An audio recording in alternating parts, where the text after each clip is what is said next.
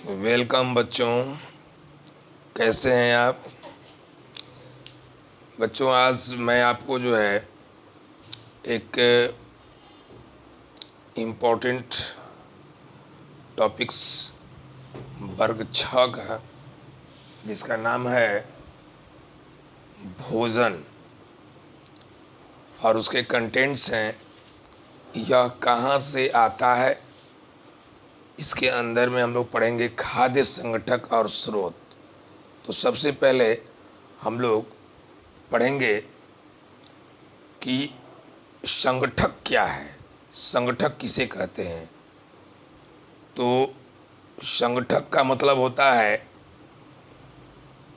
Composition, अर्थात भोजन जो है, जिन चीज़ों से भोजन को बनाने के लिए जिन जिन सामग्री की आवश्यकता होती है, वह सामग्री जो है आपको संगठक कहलाता है।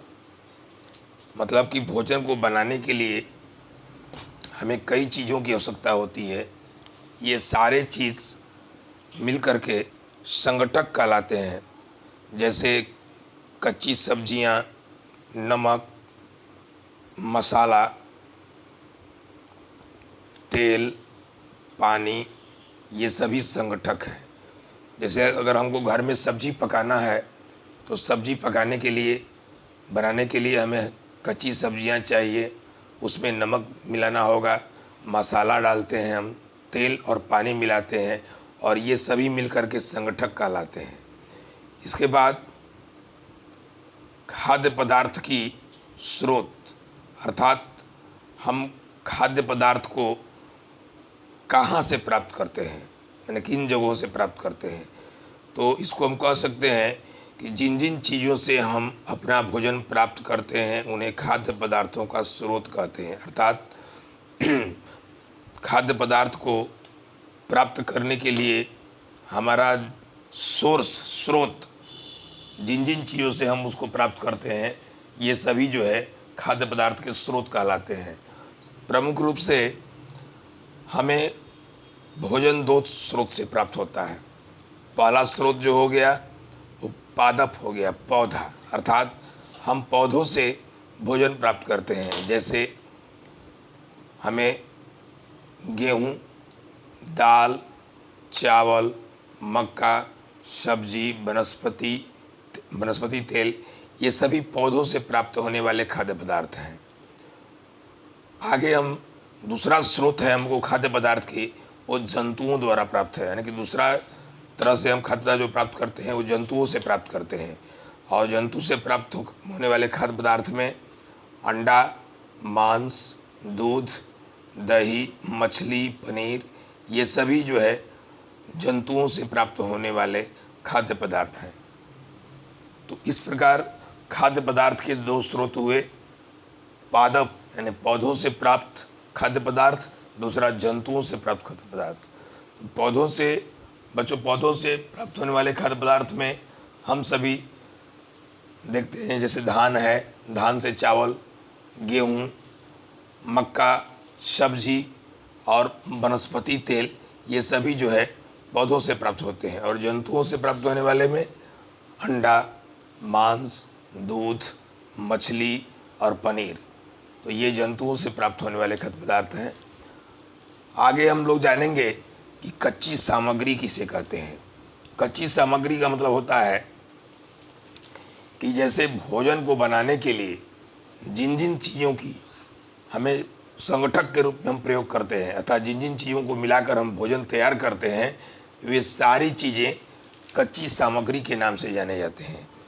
जैसे आपका चावल बनाना हो तो अगर हमें चावल पकाना हो तो हमें चावल चाहिए, पानी चाहिए, चावल चाहिए, पानी चाहिए, तो हम फिर चावल पका लेते हैं। दाल को बनाने के लिए हमें कच्चा दाल, मसाला, तेल, नमक, पानी की आवश्यकता होती है। उसी तरह सब्जी, ये सभी जो हैं, मतलब कि पूरे रूप से अगर हम देखते हैं तो नमक, दाल, सब्जी, पानी, मसाला, ये सभी कच्ची सामग्रियां हैं। इन सारे चीज़ों को मिला करके तब हम भोजन को, खाद्य पदार्थ को पकाते हैं। आगे में हम लोग जानेंगे कि पौधों के खाने योग्य भाग, यानी किन किन चीज, पौधों के कौन कौन से पार्ट को हम खा सकते हैं। इन पार्ट को हम लोग अंग्रेजी में इडिजिबल पार्ट कहते हैं।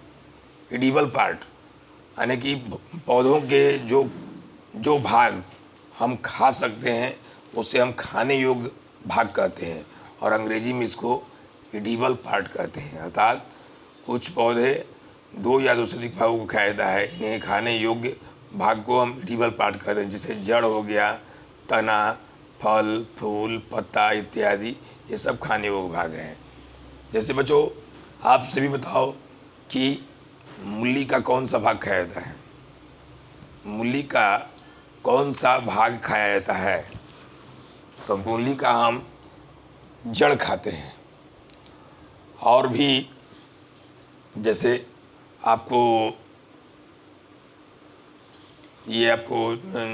अन्य भागों में, जैसे खाने वाले भाग में आलू हो गया, चुकंदर हो गया, और गाजर हो गया, शलजम हो गया, ये सभी जो है, और कुछ पौधों के फूल और फल को हम खाते हैं। टमाटर हो गया, टमाटर जो है फल है, टमाटर के पौधे का जो फल होता है उसे हम खाते हैं। ये सभी खाने योग्य भाग होते हैं। उसके बाद पौधे के भाग, पौधे के कौन कौन से भाग होते हैं जिन्हें हम खाते हैं। जैसे आलू का हम कौन सा भाग खाते हैं? तो तना खाते हैं। मूली का कौन सा भाग खाते हैं? तो जड़ और पत्ता को खाते हैं। लौकी का कौन चीज़ खाते हैं हम? लौकी का तो फल खाते हैं। पालक का क्या चीज़ खाते हैं हम लोग? पत्ता खाते हैं। आगे हम जानेंगे कि अंकुरण क्या है।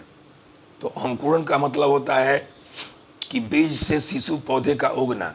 अर्थात कोई सीड को, अगर हम बीज को मिट्टी में अगर छिड़क देते हैं, डाल देते हैं, तो उसमें से छोटे छोटे शिशु पौधा निकलना शुरू होता है, उसे ही हम अंकुरण कहते हैं। तो अंकुरण में आपका जैसे हो गया मूंग का अंकुरण, चने का अंकुरण। उसके बाद तो अब अंकुरण के बारे में हम जानेंगे कि अंकुरण में होता क्या है। तो अंकुरण में बीजों में एक सफ़ेद रंग की धागे जैसी संरचना निकलती है। ध्यान से हम देखेंगे बच्चे कि जब हम चना को 2-3 दिन भे करके अगर उसको कपड़े में बांध कर छोड़ दें, तो उसमें से धागे नुमा एक सफ़ेद रंग का धागा जैसा संरचना निकलता है। उस सफ़ेद रंग के धागे को ही हम अंकुर कहते हैं। और मकरंद किसे कहते हैं? तो मधुमक्खियों द्वारा इकट्ठा की गई फूलों के मीठे रस को मकरंद कहते हैं। इसको अंग्रेजी में नेक्टर कहा जाता है। मधुमक्खियों द्वारा इकट्ठा की गई फूलों के मीठे रस को मकरंद कहते हैं, जो बाद में वो शहद के रूप में परिणित होता है। मैंने शुरू में मधुमक्खियाँ जो हैं फूलों के रस को चूस करके और उसको एकत्र करती है, उसको हम मकरंद कहते हैं। और यही मकरंद जो है बाद में शहद के रूप में कन्वर्ट करता है। और मधुमक्खियाँ इन मकरंद को भंडारण क्यों करती हैं? क्यों मधुमक्खियाँ इनका भंडारण करती हैं? तो मधुमक्खियाँ इनकी भंडारण वो अपने भोजन के लिए करती हैं, क्योंकि ये मकरंद जो है पूरे वर्ष में एक ही समय में उपलब्ध होते हैं। इसलिए मधुमक्खियाँ इन मकरंद को एकत्र करके भंडारण कर लेती हैं, ताकि इसका उपयोग पूरे वर्ष भर किया जा सके। अर्थात कुल मिलाकर के मधुमक्खियाँ मकरंद का जो भंडारण करते हैं वो जो है भोजन के लिए करते हैं। आगे में हम जानेंगे खाद्य पदार्थों को ग्रहण करने के आधार पर जंतुओं के कितने प्रकार होता है। अर्थात जो खाद्य पदार्थ जीव जंतु ग्रहण करते हैं उसके आधार पर हम जंतुओं को कितने भागों में बांट सकते हैं। तो सबसे पहले शाकाहारी, अर्थात वे जंतु जो अपना भोजन पेड़ पौधों अर्थात पादप के ऊपर निर्भर करते हैं, अर्थात पेड़ पौधों से प्राप्त करते हैं, ऐसे जंतु को हम शाकाहारी जंतु कहते हैं। अर्थात वे जंतु जो केवल पादप या पादप उत्पाद को खाते हैं ऐसे जंतु को हम शाकाहारी कहते हैं। जैसे आपका हो गया, जैसे गाय, हिरण, भैंस, खरगोश, ये सभी जो हैं शाकाहारी जंतु में आते हैं। उसके बाद मांसाहारी, वे जीव जंतु जो अपना भोजन जंतु या जंतु उत्पाद को खाते हैं यानी उसके द्वारा प्राप्त करते हैं, ये मांसाहारी कहलाते हैं। जैसे शेर, बाघ, मनुष्य। अब इसमें कुछ जंतु सीधे कच्चे मांस को खाते हैं, सीधे, जैसे बाघ हो गया, शेर हो गया। लेकिन हम मनुष्य जो हैं मांस को पकाकर खाते हैं, और हम जंतुओं के उत्पाद जैसे अंडा को खाते हैं। तो ये सभी जो है ऐसे सभी जीव मांसाहारी कहलाते हैं। तीसरे तरह के जो जीव होते हैं वो सर्वाहारी होते हैं, अर्थात वे जंतु जो पादप और जंतुओं दोनों को खाते हैं, ऐसे जंतु को सर्वाहारी जंतु कहते हैं। जैसे मनुष्य जो है सर्वाहारी जंतु का उदाहरण है, क्योंकि मनुष्य पेड़ पौधों पादप के उत्पाद को भी खाते हैं और जंतु या जीव जंतुओं के उत्पाद को भी खाते हैं, इसलिए ये सर्वाहारी कहलाएंगे। दूसरा सर्वाहारी कौवा होता है जो सब कुछ खाता है। तो इस प्रकार बच्चों ये पाठ आपको पढ़ा दिया गया। घर पर आप इसको अपने अभ्यास के तौर पर कुछ प्रश्नों को नोट कर लें, जिसे आप करके और उसको अभ्यास कर लीजिएगा। सबसे पहले आपका पहला प्रश्न है कि संगठक क्या है और खाद्य पदार्थों को हम किन किन स्रोतों से प्राप्त करते हैं।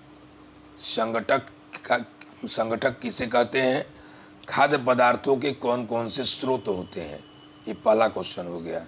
दूसरा क्वेश्चन है कि पौधों के कौन कौन से भाग खाने योग्य होते हैं, उदाहरण के साथ लिखें।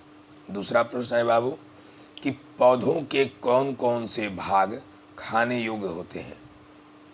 उसके बाद तीसरा प्रश्न हो जाएगा आपका कि मधुमक्खियाँ मकरंद का भंडारण क्यों करती हैं।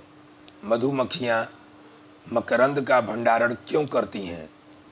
चौथा प्रश्न है खाद्य पदार्थ ग्रहण के आधार पर जीव जंतुओं को कितने भागों में बांटा गया है। अर्थात खाद्य पदार्थ ग्रहण के आधार पर हम जीव जंतु को कितने भागों में वर्गीकृत कर सकते हैं, उदाहरण स्पष्ट करें। ये चारों प्रश्न का उत्तर आप घर पर पूरा कर लेंगे और इसको आशा करते हैं कि इस पाठ को पढ़ करके अच्छे ढंग से आप अभ्यास करेंगे। धन्यवाद।